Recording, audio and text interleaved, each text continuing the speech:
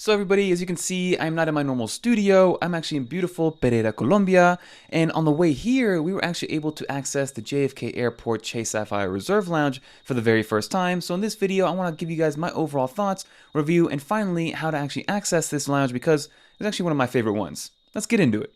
So I'm just going to roll some footage and show you guys exactly what I went through, but funny enough, they actually put the Chase Sapphire Reserve Lounge, which is in partnership with Etihad Airlines, which is very interesting. I believe that this is the only one that's in that same partnership, but they put it right across from the American Centurion Lounge to kind of give you guys a competition.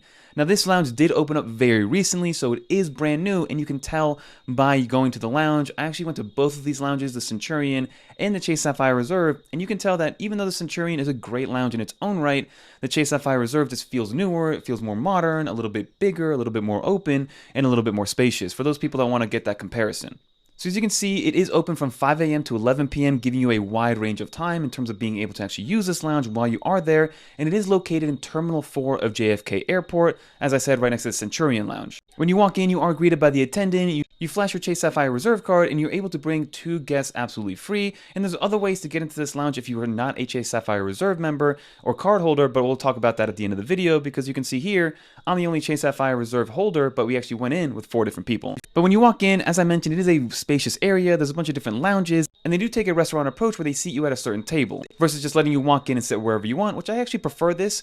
Now, normally I have heard that there are some times in terms of having to wait to get in, but we didn't have to wait more than maybe a minute or two to be seated, and if you don't want to be seated, you can actually just walk up to the bar itself and order whatever you want from the bar. You have an abundance of different food and beverage options. Of course, you have the open bar, which is great to see. They have some great drinks, like their Chase Sapphire drink, which I tried. I don't really know exactly what's in it, but it did taste good. They have a great selection of beers as well. They also have a partnership with Joe Coffee, so if you're into that coffee or into coffee in general, you have an abundance of options there. And what I like about this, especially compared to the Centurion Lounge, is that Chase actually has 2 different forms of being able to eat. They have their buffet style, which they have small plates you can take in. They had some braised short rib, they had some chicken, they had hummus, pita, burrata, a great selection of quality foods. But then also, if you sit down, you have a little QR code you can scan and order food a la carte. So we ordered a couple cheeseburgers and french fries, and they have a bunch of other options, but we were kind of in a rush here, so we didn't want to order too much food. And like you saw, we also did take advantage of the buffet, which is beautiful. But in terms of the rest of the space, there is an abundance of different seating options. Like I mentioned, you have the lounge chairs,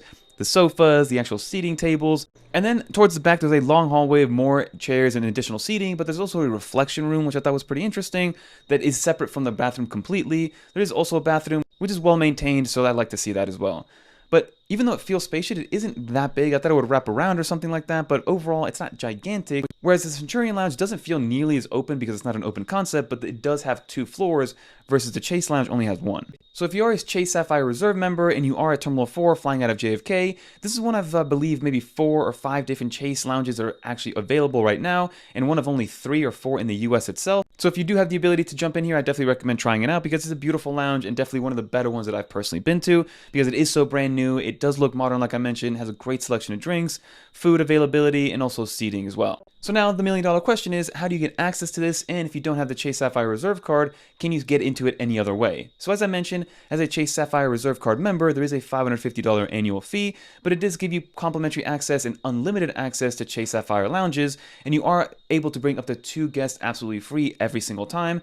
So I did bring my brother and my wife in as my 2 complimentary guests. But then my other brother, who does have a priority pass via the American Express Platinum, he was able to get into this Chase Lounge because you are allotted 1 free visit or 1 complimentary visit per year to any Chase Sapphire Lounge as a priority pass member. And also to backtrack a little bit, if you are a Chase Sapphire Reserve member and you have more than 2 guests that are complimentary, it is an additional $27 per person, which at the end of the day isn't that bad, especially if you're going to maximize the drink situation and the food situation, because at an airport, if you get a burger and a beer, it's going to cost you $30 regardless. Another credit card that gets access to this, which is the only other aside from the Chase Sapphire Reserve, is going to be the Ritz-Carlton credit card from Chase, which again, in its own right, is one of those credit cards that is tough to get, which we maybe will have a video soon because I might be upgrading it in the future. And one of the most frequently asked questions that I get is, if you have a Chase Sapphire Preferred, which is the little brother to the Reserve, do you get access to it? There is no complimentary access, unfortunately, no one and done, there's nothing like that. You do have to pay full price to get in, which I have seen online is anywhere from $50 to $100, depending on when you go, how full it is, and what the situation is at the actual lounge itself. So